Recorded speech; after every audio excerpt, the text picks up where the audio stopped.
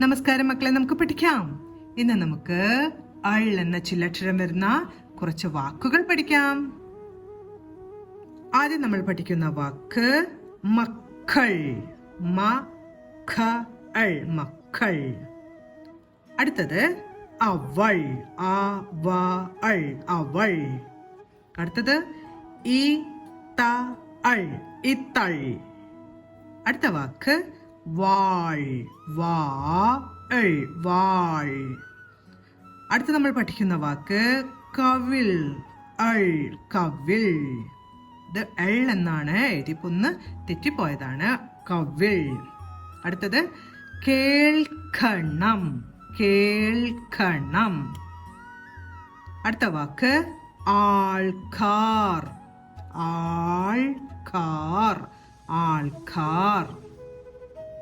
അടുത്ത വാക്ക് സൈക്കിൾ.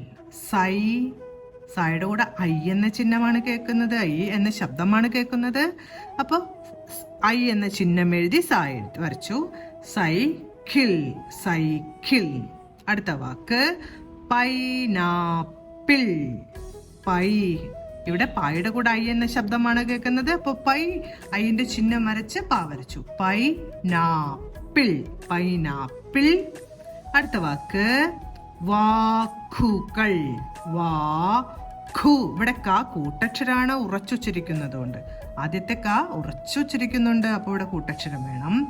വാക്കുകൾ. രണ്ടാമത്തെ ക ഉറച്ചുച്ചരിക്കുന്നില്ല, അതുകൊണ്ട് കായുടെ കൂട്ടക്ഷരത്തിന്റെ ആവശ്യം വരുന്നില്ല. വാക്കുകൾ. വാക്കുകൾ.